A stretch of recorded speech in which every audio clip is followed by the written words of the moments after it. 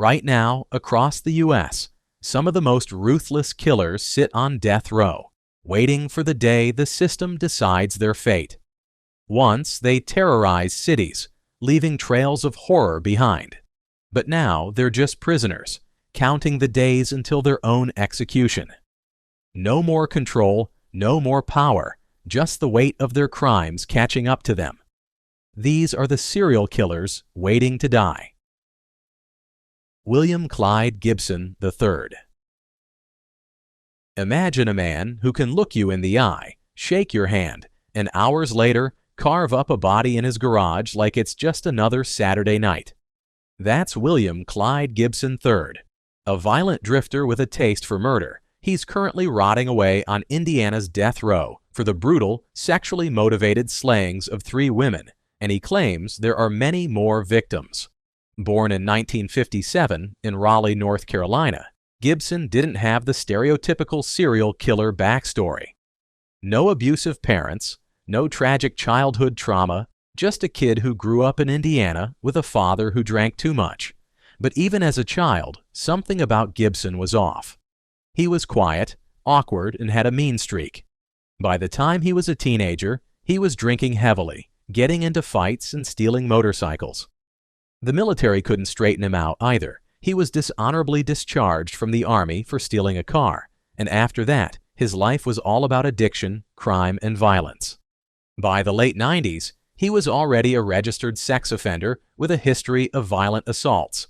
But it wasn't until 2002 that he claimed his first confirmed victim. Karen Sue Hodella, a Florida beautician visiting Indiana, met Gibson at a bar. They drank, they talked, and at some point, he decided to stab her to death. Then, as if commemorating his first kill, he got a tattoo of the murder date on his arm. Her body was found months later, badly decomposed, and for nearly a decade, no one suspected Gibson was the one who had done it. But he wasn't done.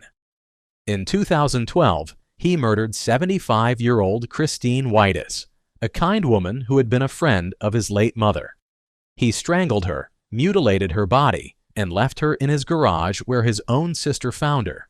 That's what finally got him caught. A few days later, as police were closing in, he confessed to killing 35-year-old Stephanie Marie Kirk, a woman he had lured in with the promise of a motorcycle ride. He essayed and strangled her, then buried her in his backyard. After his arrest, Gibson casually admitted to the 3 murder, but then, in interviews from death row, he started dropping hints that there were more. 30 more to be exact. He claims to have killed across multiple states, even admitting to sexually abusing and cannibalizing his victims. Whether he's telling the truth or just messing with the world's head is still up for debate. But what we do know, he's sitting on death row with Death Row X3 tattooed on the back of his shaved head, waiting for the day the state of Indiana decides to put an end to his story. Who's next on the list?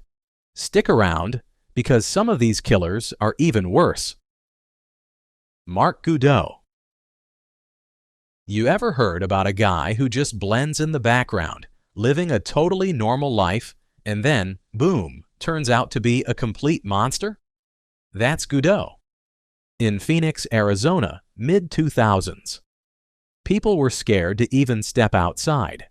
Women, in particular, were on edge because someone out there was robbing them, attacking them, and leaving nothing but fear behind. It wasn't just women either. This guy had no limits. Store clerks, pedestrians, couples, he didn't care. If you were in the wrong place at the wrong time, that was it. By day, Goudeau was this regular man, married, had friends, nobody suspected a thing. But at night, he turned into someone else entirely. He stalked his victims, dragging them off at gunpoint, robbing them, sexually assaulting women, and in 9 horrifying cases, murdering them. And here's the thing, he was sloppy. Witnesses described him, police had sketches, and yet he still slipped through the cracks for way too long. People called him the Baseline Killer because his attacks happened near Baseline Road in Phoenix. Eventually, though, his luck ran out. DNA evidence tied him to one of the crime scenes. When police arrested him in 2006, they found out he had already been in prison before for sexual assault. So this wasn't new for him. He was just escalating. He was convicted of 9 murders, multiple sexual assaults, and a whole list of other charges. The evidence against him was overwhelming, including DNA, ballistics, survivor testimonies. There was no way out. The jury sentenced him to death. Now he's sitting on death row in Arizona. The people of Phoenix still remember this monstrosity, and if there's any small comfort in this whole nightmare, it's knowing that Mark Godot will never walk free again. Michael Anthony Cox. Next is Michael Anthony Cox, a name that still haunts Placerville, California. A man who turned the peaceful landscape of the El Dorado National Forest into a burial ground for teenage girls. They called him the Forest Killer. Cox was born in 1956, the oldest of 7 kids. His childhood was anything but normal. His biological father walked out before he was even born, and his mother remarried a man named Forrest Jane, a man suspected of doing far worse. Jane was accused of molesting Cox during his adolescence, and when he was caught drugging and assaulting a neighborhood boy, the family packed up and fled to avoid prosecution. Then, one night, during a snowstorm, Jane drove the family car off a cliff. Cox somehow managed to rescue his mother and younger brother from the wreckage. That moment could have made him a hero. Instead, his life took a much darker turn. By the time Cox reached adulthood, he was battling epilepsy and a drinking problem, but he still managed to hold down a job with a youth forestry conservation crew. That's where he met sisters Denise and Debbie Galston, 14-year-old twins living in foster care. He singled out Denise, taunting her with cruel insults, calling her a slut, a hoser. Nobody thought much of it at the time. They should have. On June 12, 1984, Denise was with her friends at the Bell Tower, a local hangout spot. Cox was nearby, watching. He offered a ride to 17-year-old Joanna Napolitano, a girl from the same foster home. He told her he was taking her to a party, but when they got there, he made an unwanted advance and groped her.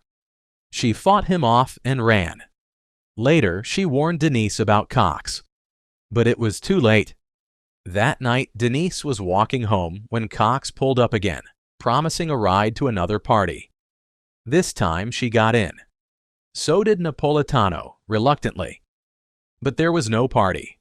Cox drove them to a secluded underpass, pulled a knife, and forced them out of the car. He went for Denise first, stabbing her in the throat. Napolitano ran, desperately waving down a passing car, but even as she escaped, she stayed silent about what she had seen. Meanwhile, Cox dragged Denise's body into the El Dorado National Forest and left her there. 2 weeks later, Cox struck again. At a club in downtown Placerville, he lured 17-year-old Linda Burrell out to the parking lot. She never made it home. He stabbed her to death and left her body in another remote location. Then, on August 8th, he came for the last one. Debbie Galston, Denise's twin sister. She was on her way to a party when Cox intercepted her. The details of her death mirror the others: kidnapping, stabbing, and a final resting place in the wilderness. By now, the city was in full panic mode. Later, a logging crew found what was left of Denise Galston. 5 days later, Burrell's remains were seen. The police knew they were dealing with a serial predator, but they had no idea who he was.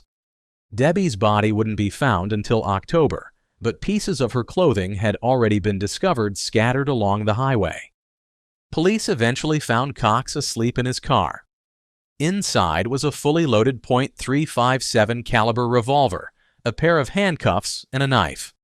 Suspicious, but not enough to make an arrest. It wasn't until Joanna Napolitano finally spoke up and told the truth about what she had seen that investigators made their move. On November 10, they arrested Michael Anthony Cox. His trial began in July 1985. His defense team tried to argue for leniency, pointing to his troubled past, his abusive stepfather. But the jury had seen enough. On August 7th, they sentenced him to death. He was shipped off to San Quentin, where he waits to this day, locked away, never to walk free again. But for the families of those 3 girls, for the people of Placerville, the horror of the forest killer never really faded. John Scott Dunkel. Then we have the infamous John Scott Dunkel, a name that still sends shivers down the spines of families in Belmont, California. A man who preyed on young boys, leaving behind a trail of unanswered questions. They called him the Peninsula Serial Killer. It all started in 1981, when 15-year-old John Davies vanished without a trace. His disappearance shocked the community, but no one knew it was just the beginning of something much worse. Then came 1982. One night in November, a teenage boy named Steve Murphy was walking home from a party when a car came out of nowhere and hit him. Before he could react, he was thrown into the trunk and driven to a remote area, dumped like garbage in a ravine. Miraculously, he survived. A month later, another attack. This time, 15-year-old Monty Hansen was ambushed in his own home, struck over the head with a 2x4. He survived too. The police had no idea these attacks were connected, not yet. By 1984, the killer escalated. 12-year-old Lance Turner was found near Water Dog Lake in Belmont, stabbed 23 times. A month later, his grandmother got a phone call from an unknown man. I'm sorry," he said. "Should I do it again?" "I'm sorry, really sorry." A taunt, a confession, a promise that he wasn't done. The following summer, another boy was taken. On July 2, 1985, 12-year-old Sean Gregory Dannell was out riding his bike in Fair Oaks when he vanished. 6 days later, his body was discovered near the American River. The details of his murder were almost too horrific to comprehend. He was forced to strip, stabbed in the chest and throat, and then, as some sick final act, stabbed once in each eye. It wasn't long before police had a suspect.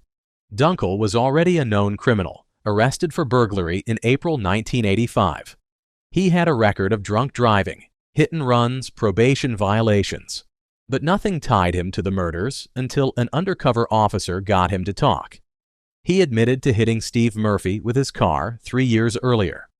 That was enough to put him away for a while, but investigators were starting to suspect they had a serial predator on their hands. Then, in December 1989, the truth came out. Dunkel was found guilty of murdering John Davies and Lance Turner. A month later, he was sentenced to death. But he wasn't done facing justice. In 1994, he finally admitted to the murder of Sean Dannell, earning himself an additional life sentence without the possibility of parole.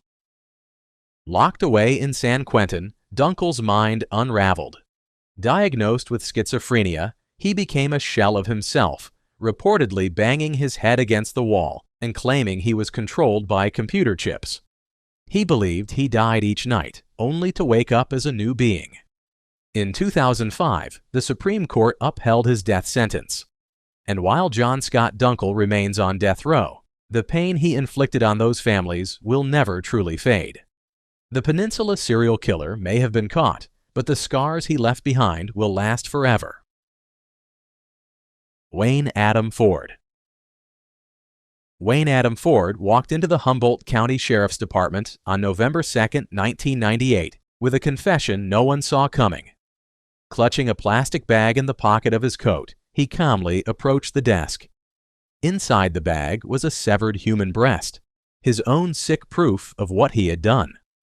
Ford was a long-haul truck driver, constantly on the move, the kind of man who could slip in and out of cities unnoticed.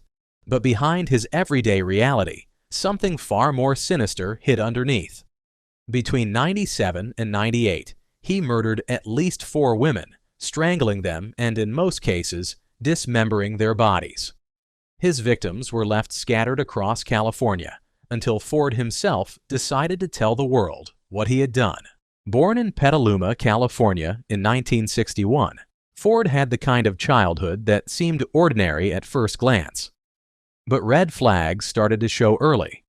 His parents' divorce when he was 10 became the first reason he spiraled. Ford dropped out of high school, enlisted in the Marines, and served for 6 years. Then everything changed. A drunk driver hit him, leaving him comatose for 9 days. When he woke up, he wasn't the same. His family said he was different, colder, detached. This man who would later be diagnosed with borderline personality disorder. His personal life went down the spiral just as quickly. 2 failed marriages, violence against sex workers, an arrest for animal cruelty. The warning signs were all there, but no one put the pieces together. Not until the bodies started showing up. The first was Carrie Ann Cummings, just 25 years old. She vanished in 1997. Her remains were found floating in the Ryan Slough near Eureka, California, but for decades she remained a Jane Doe until 2023, when advancements in DNA technology finally gave her back her name. Then there was Tina Renee Gibbs, 26. On May 16, 1998, Ford picked her up near Las Vegas. She was found weeks later near Buttonwillow, California, discarded like trash. Next came Lynette Dion White, another 25-year-old woman, murdered in Ontario, California, before being dumped near Lodi. And finally, Patricia Ann Tamez. She was found in an aqueduct in San Bernardino in October 1998, her body bearing the same brutal signs that other victims had received from the monster. By the time Ford turned himself in, he had already convinced himself he was beyond saving. He told detectives there were more victims, women who had simply vanished without a trace. But without bodies, without names, the full extent of his crimes may never be known. Ford was found guilty of 4 counts of first-degree murder. 2 months later, he was sentenced to death. Today, he sits on death row in San Quentin State Prison, waiting for an execution that may never come.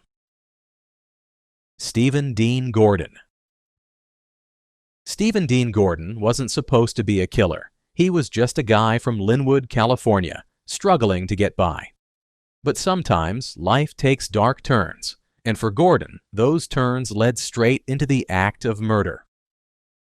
Born in 1969, Gordon's childhood wasn't filled with much promise. Poverty, health issues, and relentless bullying shaped him as a child, making him an angry, insecure young man. He barely scraped by in school, and after graduating, found work as a handyman at Disneyland.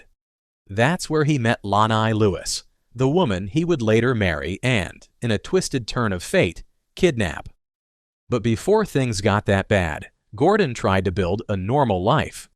He was respected in his local community and even played softball for a Walt Disney Parks and Resorts team. Then, in 1992, his own sister accused him of molesting her daughter. Gordon pleaded guilty but later claimed he was forced into it by his girlfriend's ultimatum. Whatever the truth, he served his time and walked out of prison in 1993. For a while, it looked like Gordon was trying to turn things around. He married Lewis in 1995, had a daughter, and juggled 2 jobs to provide for his family. But behind closed doors, cracks in his personality were starting to show.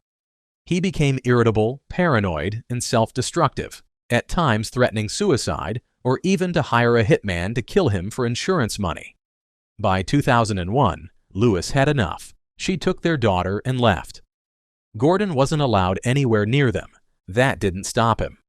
Months later, he tracked them to a church, lured his daughter into his car with candy, and then pulled a stun gun on his ex-wife. He drove them across state lines to Nevada, holding them captive. Only through quick thinking did Lewis escape and alert authorities. Gordon was arrested and sentenced to 10 years in prison for kidnapping. When he got out in 2010, he was a registered sex offender under strict parole conditions, including an ankle monitor. But that didn't stop him either. This is where Frank Cano enters, a man 17 years younger than Gordon, but eerily similar to him as a person. Cano had been convicted of molesting his 9-year-old niece and, like Gordon, was required to wear an ankle monitor. They bonded over their bleak realities and became inseparable. Homeless and jobless, they soon started cutting off their ankle monitors and fleeing across state lines. Alabama, Las Vegas, it didn't matter. The law always caught up with them, but the punishments were never severe. And then, in 2013, they stopped running. Instead, they started hunting. Their first known victim was 20-year-old Kiana Ray Jackson. Gordon and Cano picked her up in Costa Mesa on October 6, 2013. Once she was in the car, Cano pulled a gun and they drove to a secluded lot. Gordon SA'd her. Then, realizing their ankle monitors would expose them, they decided she had to die. They strangled her, stripped her body, and wiped away evidence before discarding her remains. The killings escalated. On October 24th, they took Josephine Vargas. Then, on November 12th, Martha Anaya. Gordon later admitted that Anaya fought back hard, almost escaping before they overpowered her. Their final victim, 21-year-old Jari Nicole Estep, was different. Gordon actually liked her. He tried convincing her to leave prostitution and live with him, but when she refused, he snapped. During a heated argument, Estep sprayed him with mace and tried to escape. That was enough to seal her fate. Gordon and Cano attacked, raped, and murdered her. Estep's body was discovered on March 2014, dumped like trash at a recycling center in Anaheim. Investigators quickly linked the case to the disappearances of Jackson, Vargas, and Anaya. Then came the big break: fingerprints found on a can near Estep's body. It led police straight to a man who had been working near Gordon's auto shop. And when they cross-checked GPS data from ankle monitors, the evidence was huge. Gordon and Cano were at the scene of each disappearance, including the dumpster where the bodies were likely disposed of. Gordon cracked first, confessing in a brutal 13-hour interview. He admitted to 5 murders, but couldn't remember the name of one victim. That woman was later identified as 19-year-old Sable Alexandria Pickett, who vanished in February 2014. At trial, Gordon fired his lawyer and represented himself.